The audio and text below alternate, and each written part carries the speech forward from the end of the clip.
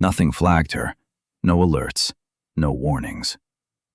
And yet, for the 7th time that night, security told the black woman in the tailored coat to step aside.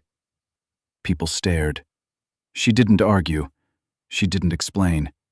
She just watched them make a decision they wouldn't be able to take back. Ava Reynolds didn't raise her voice. She didn't ask to speak to a manager. She didn't reach for her phone, didn't explain who she was, didn't list credentials that would have ended the situation in seconds. And that's what unsettled them. She stood there calmly, hands resting on the handle of her carry-on, posture relaxed. Not submissive, not defiant, just still. As if she had all the time in the world, even though the departure board behind her kept flashing delays and last calls. Ava Reynolds was used to systems like this. Not airports specifically, but systems that claimed neutrality while quietly deciding who deserved extra scrutiny. At 41, she had built her career inside the machinery most people never see. Compliance frameworks, oversight protocols, internal audits that only mattered when something went wrong. She didn't work in the spotlight. She worked in the margins, where procedures either held up or collapsed under pressure. And right now, she was watching one collapse in real time. The security supervisor spoke again, short, sharp, impatient. "Ma'am, step to the side." Ava complied, slowly. Not because she was intimidated, but because she understood something most people didn't. Systems reveal their weaknesses when you let them run without interruption. People around her shifted uncomfortably. Some stared, others looked away. A few checked their phones, pretending this wasn't happening. The silence stretched. It made the officers uneasy, because silence, when it isn't fear, feels like judgment. Ava didn't glare. She didn't smile. She simply observed. The order of commands. Who spoke and who deferred. Who touched her bag and who avoided eye contact. Who hesitated before following instructions that didn't quite make sense. She noticed the pauses, the inconsistencies, the moments where procedure bent, not enough to break, but enough to leave fingerprints. That was the part no one saw. To the people watching, she looked passive. To the officers, she looked suspiciously calm.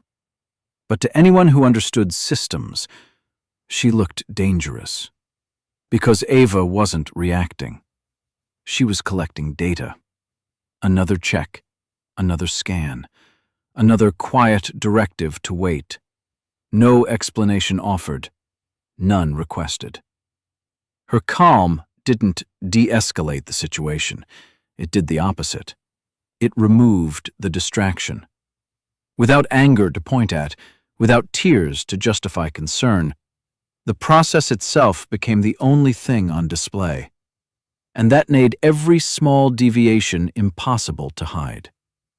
One officer cleared his throat. Another adjusted his stance. The supervisor's tone hardened. "All right. Doesn't like being watched without resistance." Ava's stillness forced a choice. Either follow procedure perfectly, or reveal why it was being stretched in the first place. She gave them space to choose. That's the part most people misunderstand about restraint. They think it's about being polite, about keeping the peace. It's not. Restraint, in moments like this, is strategic. It denies the other side what they're waiting for, an emotional misstep, a raised voice, a reason to escalate. Ava knew that once emotions entered the room, the story would change. It would stop being about decisions and start being about behavior. And behavior is easy to dismiss. Decisions are not. So she stood there, quiet, composed, present. The longer she didn't react, the more uncomfortable the situation became, not for her, but for everyone else involved. Because now there was no performance, just a process unfolding under fluorescent lights, with witnesses everywhere. Someone finally asked, "Is there a problem?" The supervisor hesitated, just a beat too long. Long enough for Ava to notice. That hesitation mattered. She met his eyes for the first time, not challenging, not afraid, just attentive. "No," she said evenly. "I'm just following instructions." It was a simple sentence, and it landed heavier than any protest could have, because it placed responsibility exactly where it belonged. From that moment on, this was no longer about a traveler being delayed. It was about a system making choices in public. And Ava Reynolds was content to let it keep going, long enough for those choices to speak for themselves. The second check came quietly. No raised voices, no announcement. Just a hand gesture and a clipped instruction to place the bag back on the belt. Ava did it without comment. The scanner cleared her again. Green light, no alert. On paper, everything was clean. And that's how it always starts. Because systems rarely fail in loud, dramatic ways. They fail in accumulation, in repetition, in the quiet confidence that no one is counting. 10 minutes later, there was a third check. Different officer, same outcome. A random selection, delivered with the tone of someone who knew the phrase couldn't be challenged. Ava noticed something then. Each action, taken alone, was defensible. Each decision had a checkbox attached to it. Each delay could be explained, if anyone ever bothered to ask. But no one looks at a single step in isolation. Not when you know how these systems actually work. You look for patterns. And a pattern was forming. This wasn't confusion. It wasn't inexperience. It wasn't a mistake. It was a series of choices made under the assumption that no one would question them. In large organizations, that's the real danger zone. People don't lose their jobs because they didn't know the rules. They lose them because they knew enough to feel safe ignoring them. Ava had seen it dozens of times from the other side of the table. Compliance reviews, internal investigations, quiet terminations that never made the news. The story was always the same. I didn't think it mattered. I didn't think anyone would notice. I didn't think it would come back to me. Those sentences end careers. The fourth check came with paperwork, a form, a pen, a signature line. Still calm, still polite, still procedural. The supervisor explained it with practiced ease. Just standard protocol. Standard protocol has a paper trail. Ava read every line before handing it back. She noticed what wasn't there, what should have been there, what had been replaced with vague language and discretionary wording. This was no longer about security. It was about authority stretching itself thin. And the thing about authority is this: it doesn't collapse when it's challenged. It collapses when it's documented. Ava didn't argue. She didn't object. She didn't demand explanations. She let them proceed. Because every additional step was no longer neutral. It was additive. Another officer joined. Another note was made. Another decision justified by the last one. The supervisor's confidence grew with each unchecked box. That's the trap. When people believe they're operating inside a system that protects them, they stop distinguishing between error and intention. They stop asking, "Is this right?" and start asking, "Can I do this?" Those are very different questions. By the fifth check, the energy around the checkpoint had shifted. Passengers were watching now, not openly, but enough. Phones half lowered, conversations stalled. That subtle sense that something ordinary had gone on too long. Ava stood exactly where she was told, bag open, hands visible.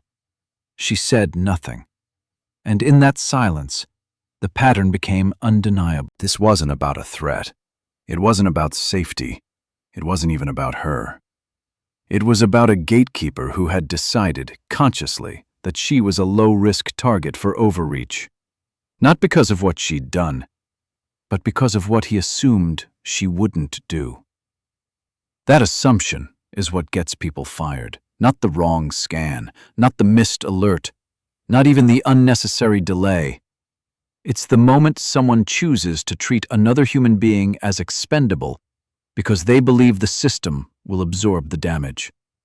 Every additional check wrote that choice down in ink. Ava felt the shift before anyone said it out loud. The questions were no longer, "Is this allowed?"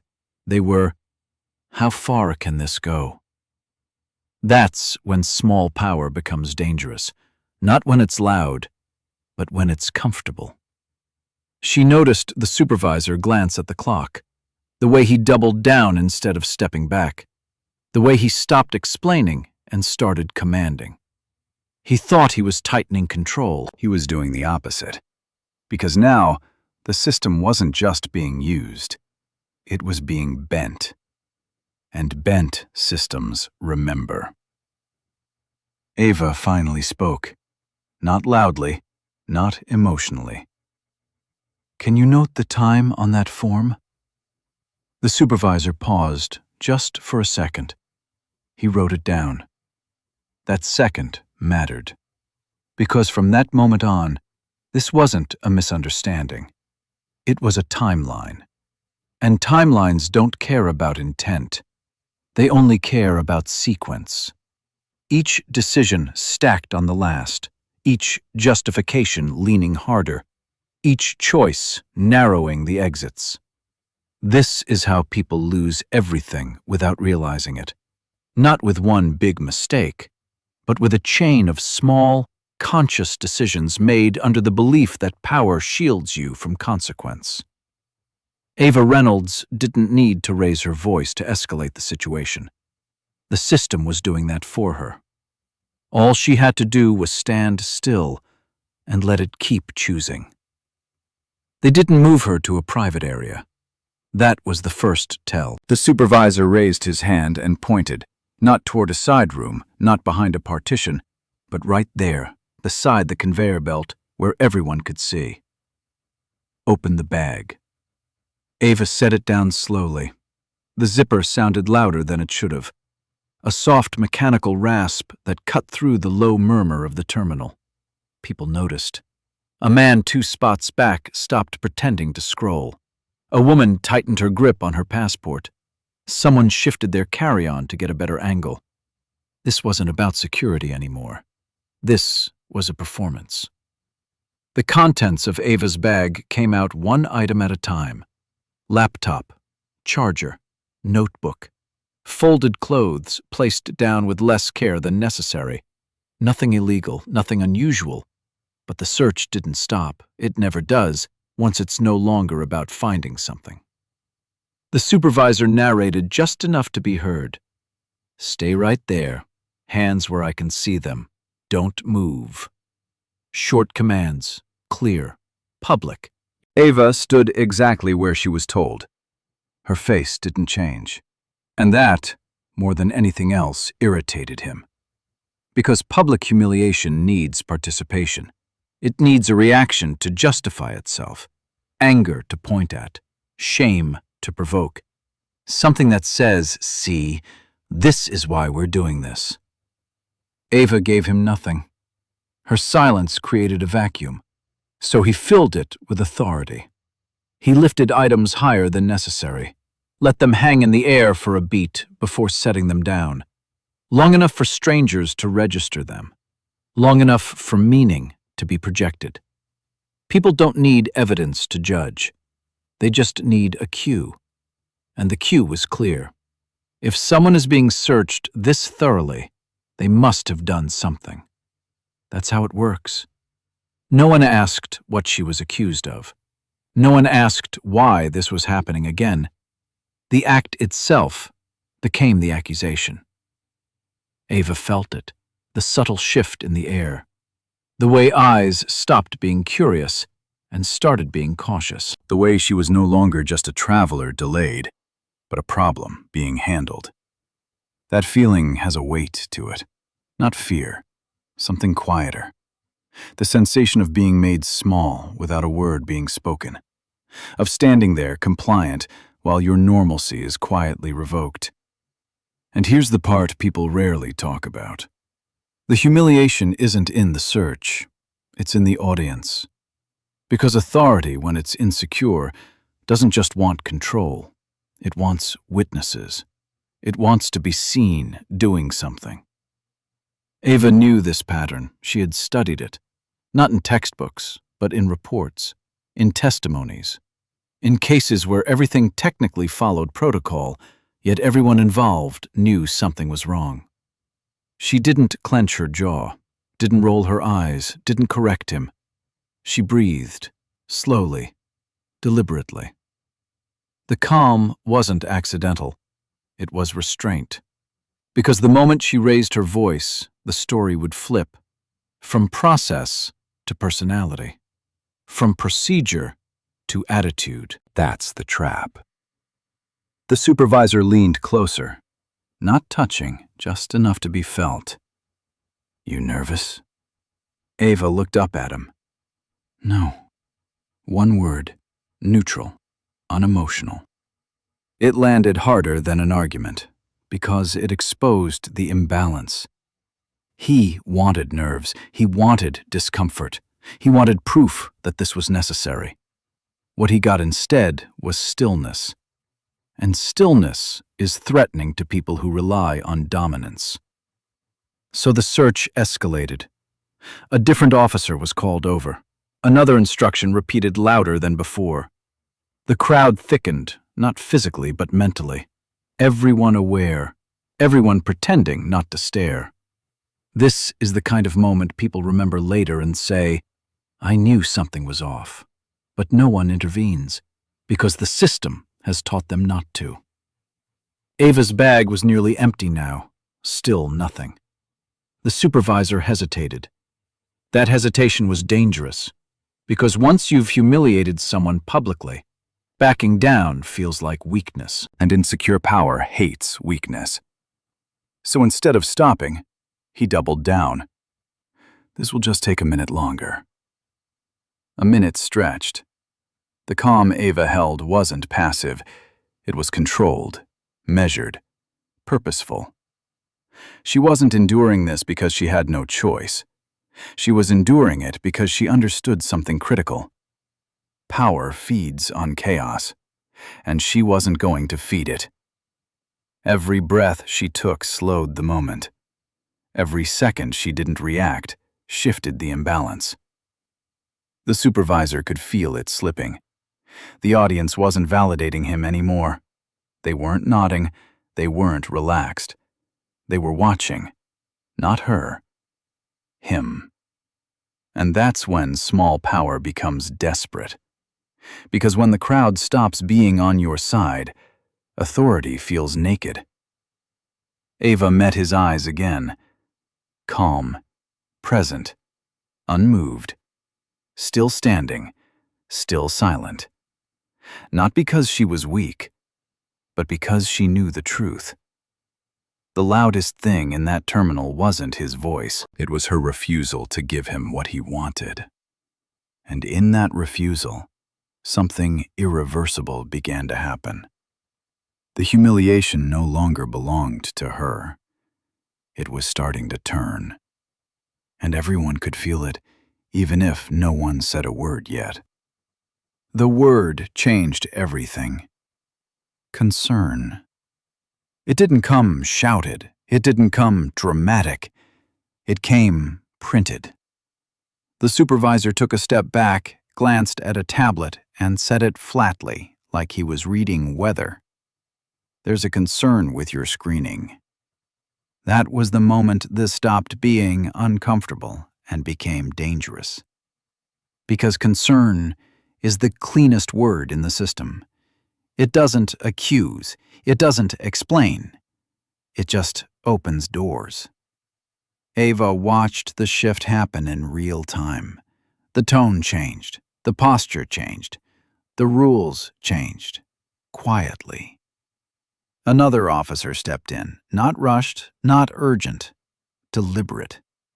A different form appeared, different language. No longer random, no longer standard.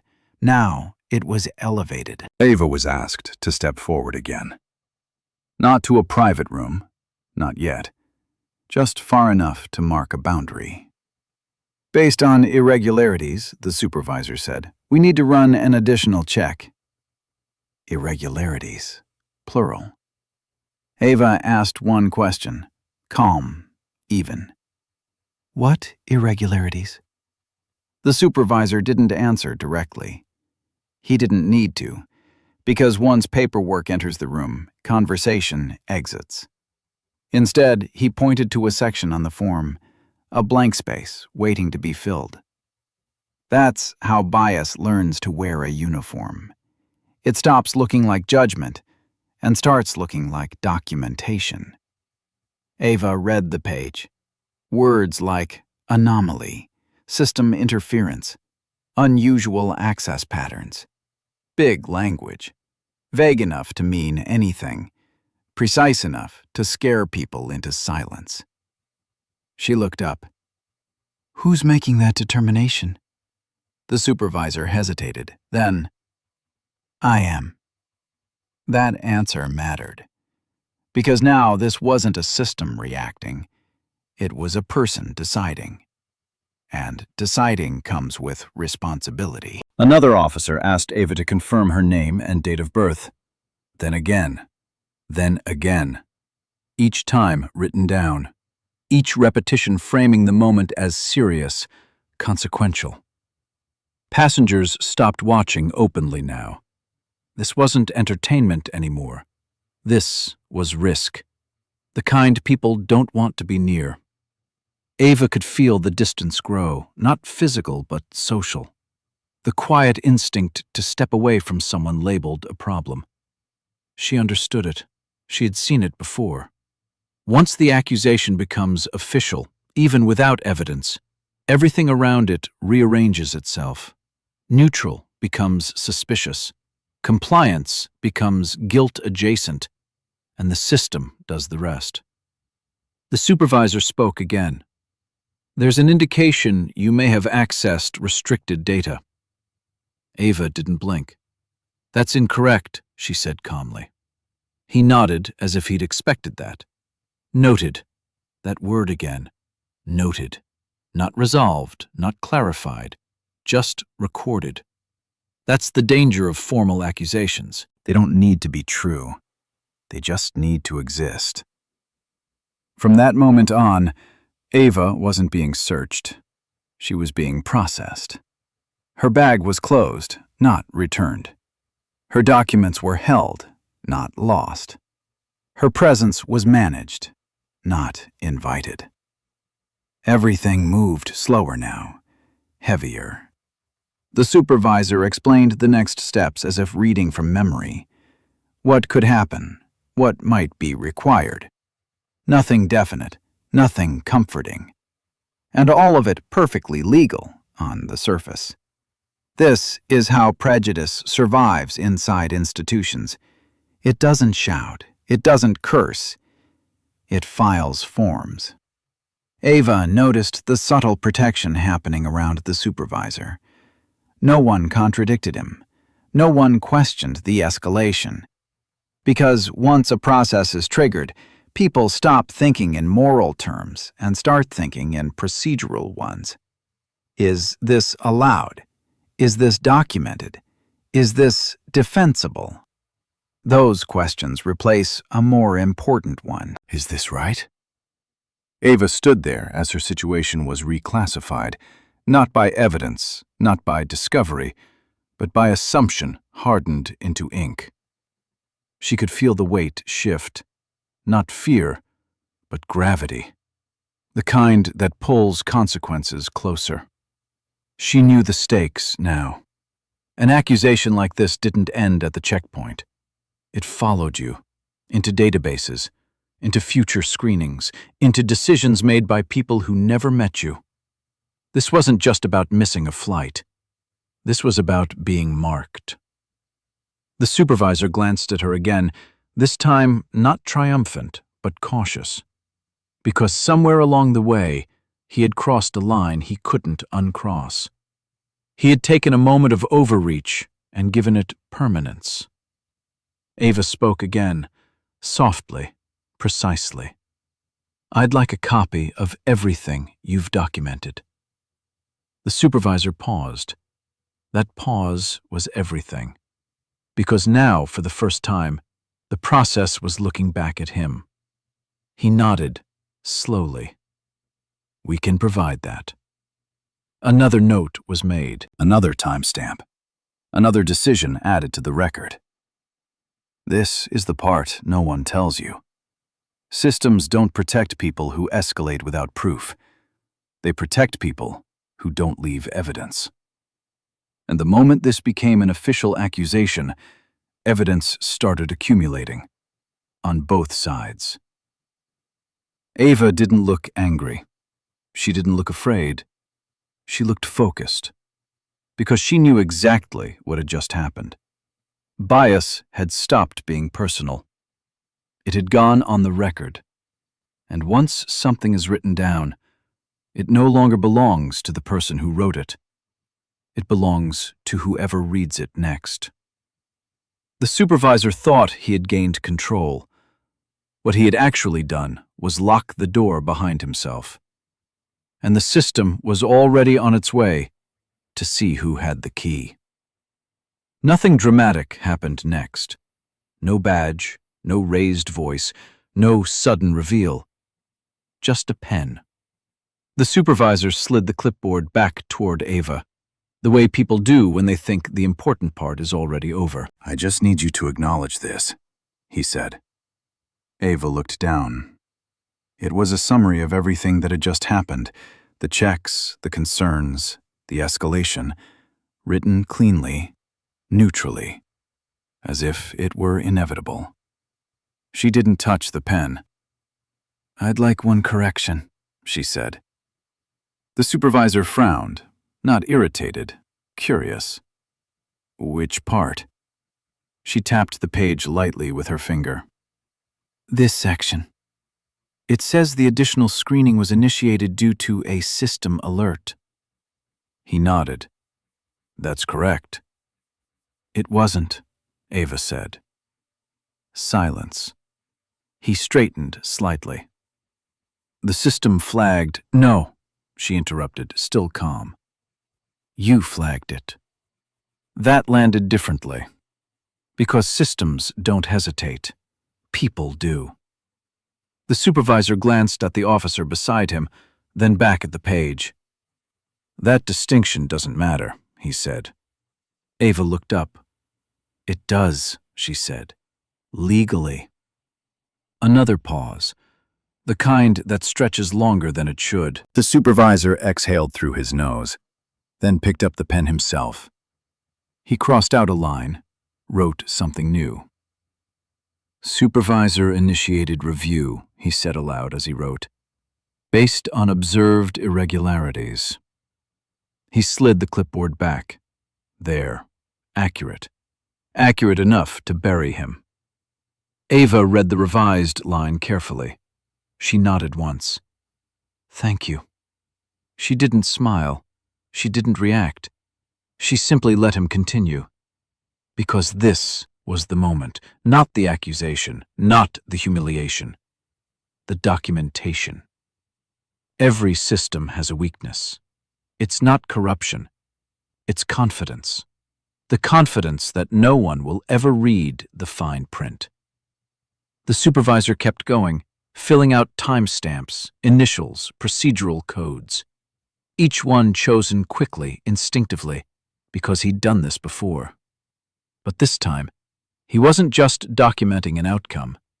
He was documenting intent. And intent is heavier than error. Ava watched the sequence unfold without interfering. He checked the wrong box for escalation category.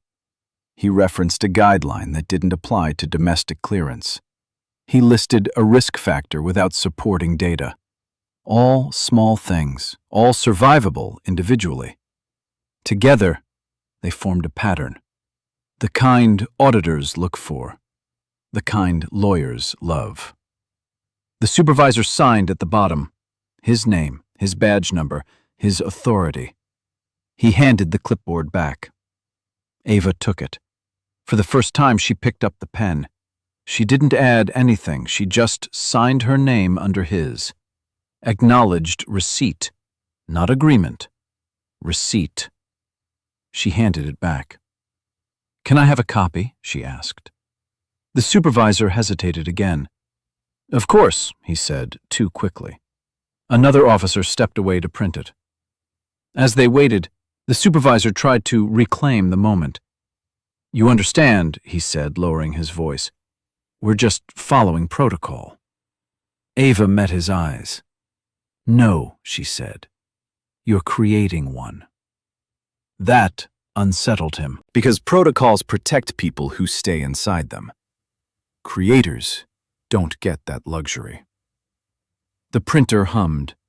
Ava received the copy, folded it once, placed it carefully into her bag.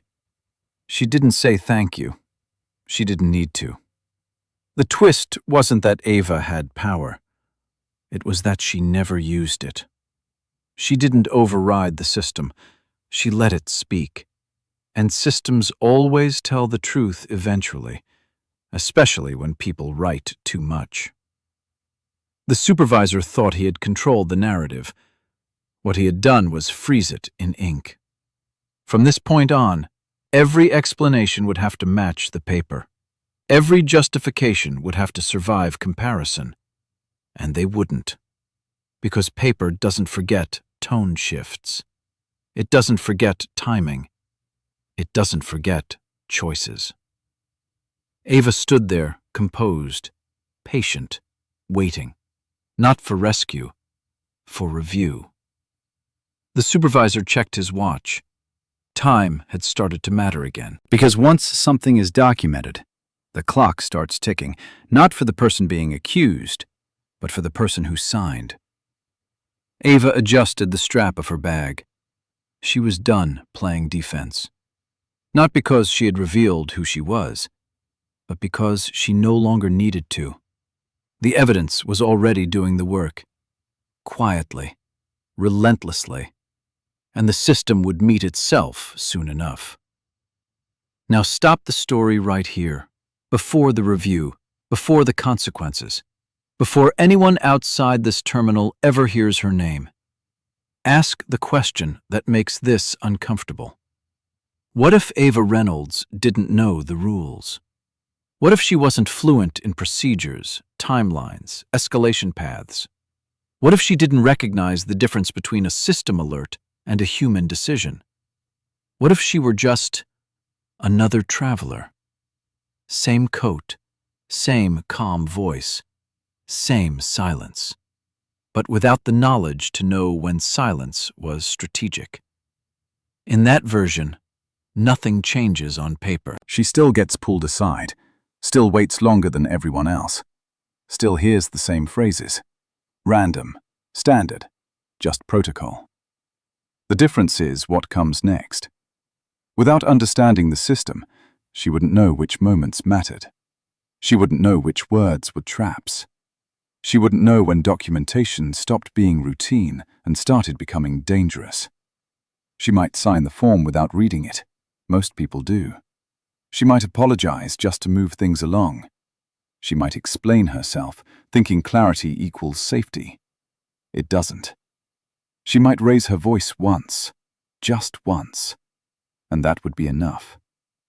Because systems are very good at one thing: turning reactions into justification. In that version of the story, the process doesn't stop. It accelerates. The checks turn into holds. The holds turn into delays. The delays turn into risk. And risk doesn't need proof. It only needs suspicion that sounds reasonable. There's no review triggered that night. No questions asked later. The flight leaves without her. By morning, the paperwork is already archived. the incident categorized, the pattern invisible. Not because it didn't matter, but because it was normal. That's the part people don't want to sit with. This story feels satisfying because Ava doesn't lose. But most versions of this story don't end that way.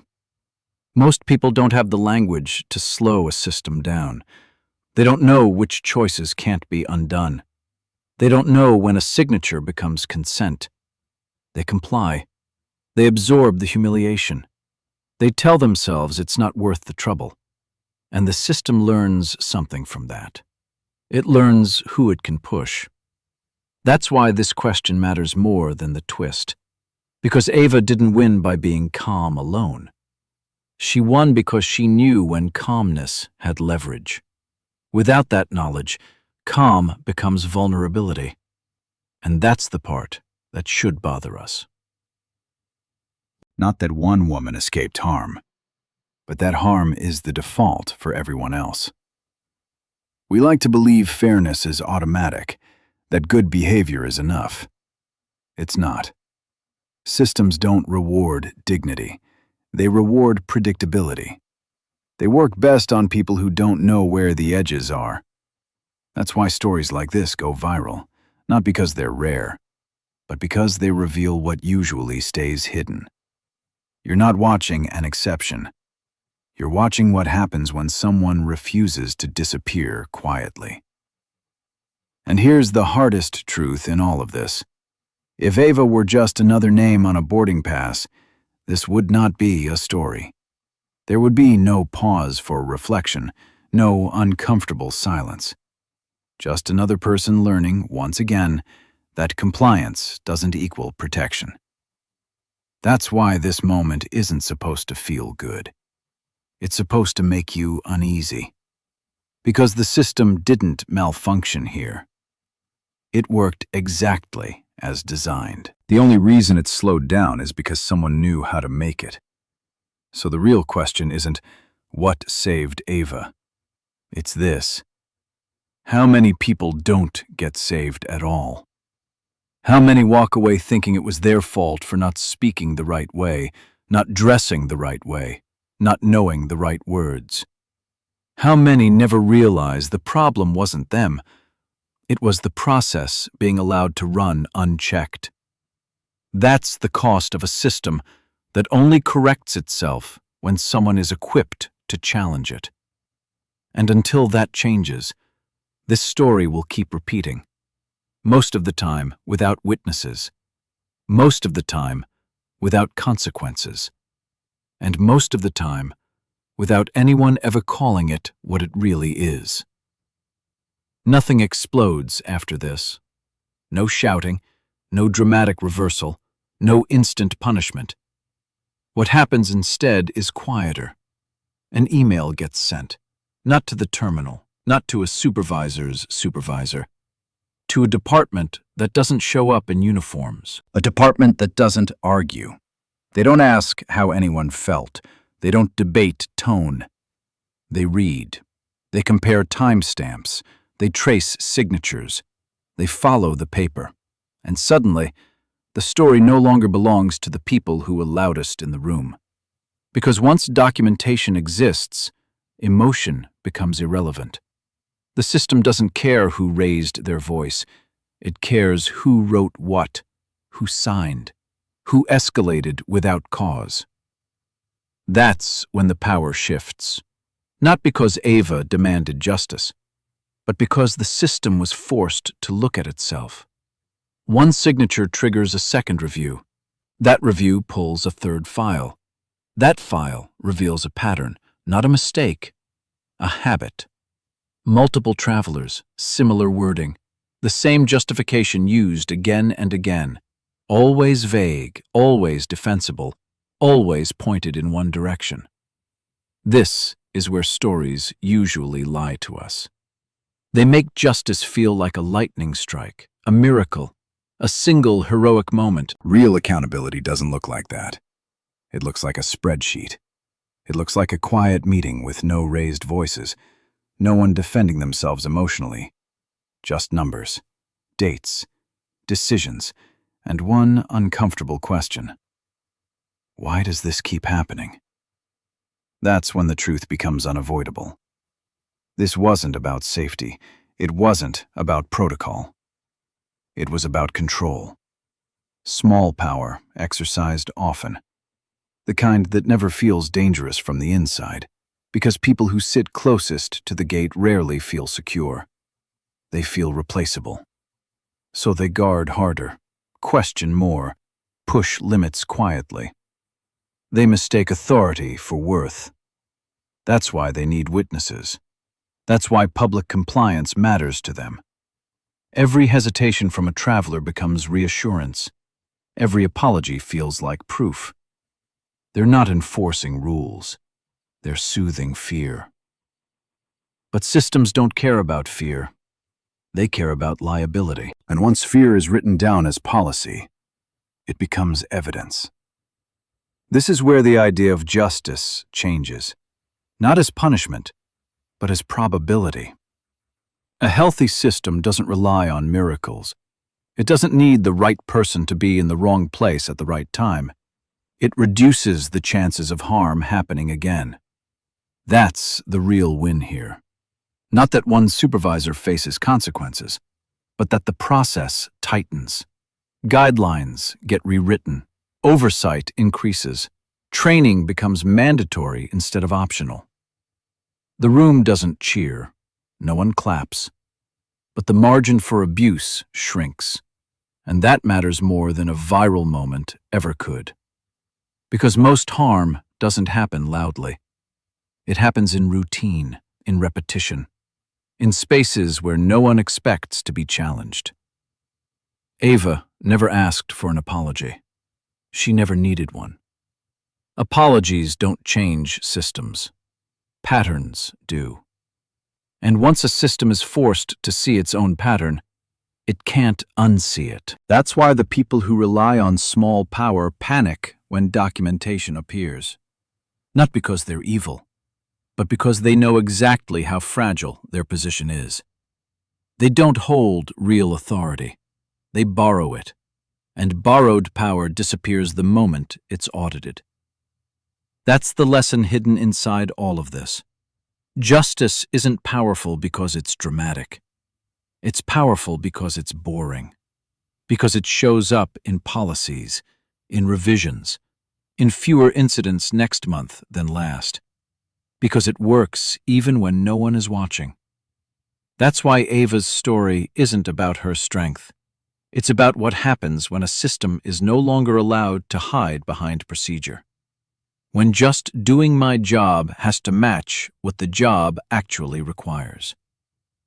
And here's the part worth sitting with. If the only time justice appears is when someone exceptional walks through the door, then the system is broken. A fair system doesn't need heroes. It needs friction. It needs records. It needs accountability that doesn't care who you are. Ava didn't fix the system. She exposed where it failed. And exposure is the beginning of responsibility, not outrage, not revenge. Responsibility. That's why this ending doesn't feel explosive. It feels steady. Because real justice doesn't announce itself. It just makes the next violation harder, and the next one harder still, until silence no longer protects the wrong people, and the gate stops being a place where fear gets disguised as authority. That's not a miracle. That's what systems are supposed to do. There's no victory lap at the end of this, no raised fists, no triumphant walk back through the terminal. Ava doesn't wait around to see who gets reprimanded. She doesn't ask for updates. She doesn't stand there watching the fallout. She leaves, the same way she arrived. Quiet, contained, unremarkable to anyone who isn't paying attention. Her boarding pass gets scanned. A gate agent nods without looking up. A jet bridge hums. And just like that, she's gone. But the story doesn't end where she exits the frame. Because systems don't react the way people do. They don't explode. They don't apologize. They adjust. Back in that department, routines start to shift. A memo circulates. Language gets softened. Certain phrases quietly disappear from templates.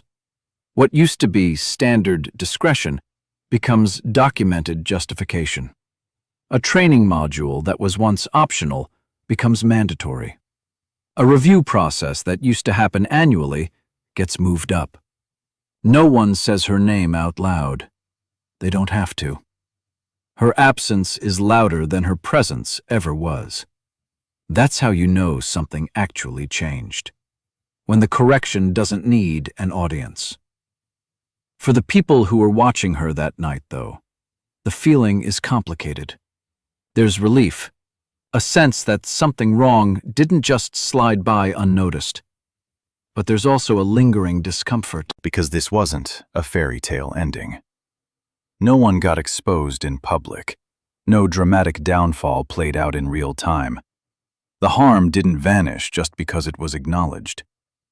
And that's the part most stories skip. Justice doesn't erase what happened. It just decides what happens next.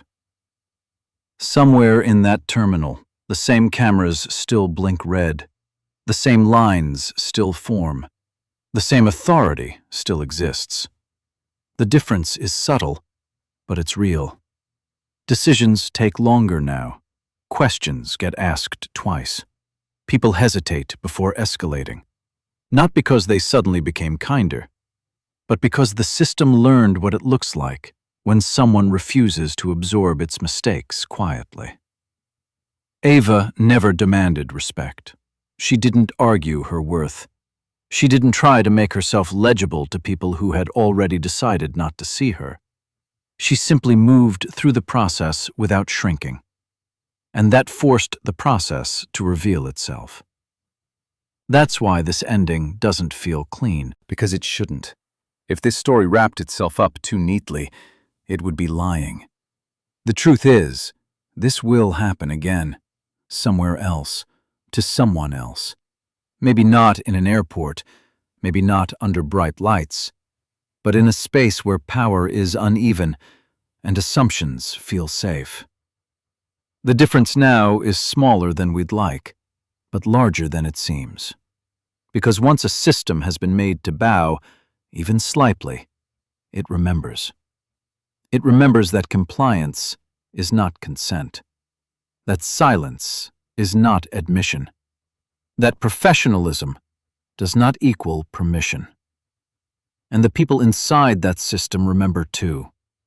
They remember the night nothing dramatic happened, and everything still changed. Ava doesn't carry this story with her. She doesn't tell it at dinner parties. She doesn't frame it as a triumph. For her, it was never about winning. It was about not being erased. And that's why this moment matters. Not because one person walked away untouched, but because a structure that relied on people absorbing harm quietly was forced to account for itself. No applause, no spectacle, just a recalibration. And that's the most honest ending this story could have. Because real accountability rarely looks like justice in movies. It looks like fewer people having to go through what she did. It looks like hesitation where certainty used to be. It looks like power learning, slowly, that it's being watched. And that even when the person it tried to diminish has already walked away, the record stays behind, waiting, and the question remains. Not whether this story was satisfying, but whether the next person in line will have to live it at all. If you've ever been on the receiving end of quiet disrespect, this part is for you. Not the kind that comes with shouting or obvious cruelty. The kind that hides behind procedure, behind tone, behind that's just how it works. The kind that makes you question yourself on the walk home. Here's the thing that matters most. Power doesn't always show itself by being loud, and dignity doesn't show itself by fighting back. What protects you in moments like that isn't anger. It's clarity. Knowing what the rules are, knowing what someone is allowed to do, and knowing when they've crossed that line. Ava never raised her voice because she didn't need to. She understood something most people don't realize until it's too late. Every interaction leaves a trace. Every decision gets logged somewhere. Every escalation creates a record. Every moment someone chooses to treat you as less than adds weight. You don't have to carry that weight alone. You don't have to perform strength for the room. You don't have to explain your worth. You just have to stay present. Calm doesn't mean compliant. Silence doesn't mean agreement. It means you're watching. And that matters more than most people think. Because systems don't respond to outrage. They respond to patterns. They don't change because someone was offended. They change because the same choice keeps showing up on paper.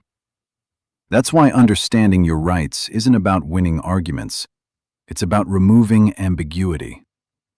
When you know the process, fear loses its leverage. When you stay grounded, pressure stops working the way it's supposed to. And when you refuse to shrink, the burden quietly shifts back where it belongs, to the person making the choice. Here's what this story is not saying. It's not telling you to endure mistreatment. It's not asking you to stay silent forever. It's reminding you that your power doesn't always need to announce itself. Sometimes the strongest move is simply not giving someone the reaction they're counting on.